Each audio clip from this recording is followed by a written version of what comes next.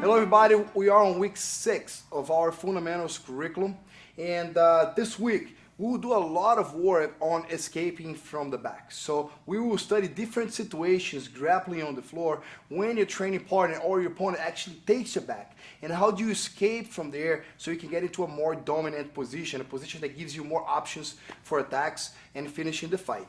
So we'll start, it's kind of a worst case scenario in Jiu-Jitsu with your partner on your back, right? The next move here, the next progression for him is just to do a submission, right? Like for me here, I'm really focusing on first preventing the submission, staying safe, and then I focus on the escape. How do I stay safe here, Professor? Well, first reaction you should have when this happens is do an X with your hands. You want to fill in the spaces of your collar so he can't put his hands there, right?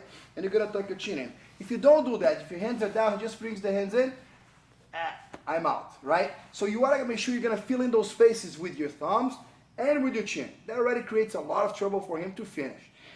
Now, this is safety. This is how safety looks like. And then once you accomplish that, you can think about escaping. So I'm going to bring my heels close to my hip. I'm loading up that spring so I can explode to bring my shoulder to the mat. At this point, you got to make sure you start freeing some of his control, okay? So you can begin your escape. Your hand's gonna drop, the outside hand's gonna drop, and I'm gonna push his foot down, and I'm gonna step right over it. It's like I'm hooking his hook, all right? I use my elbow on the floor to help me slide, so I can keep turning, like my belly button is pointing up, so I can start turning into him. Notice that at this point, I'm not lying down flat on the mat, so he mounts me.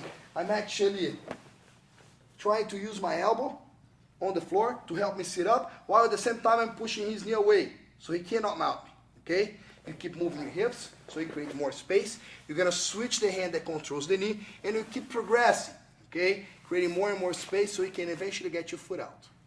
Now on this position that we call the side mount top, we're just gonna be switching our base, okay? Adjusting, so we can have a better control and finish the position.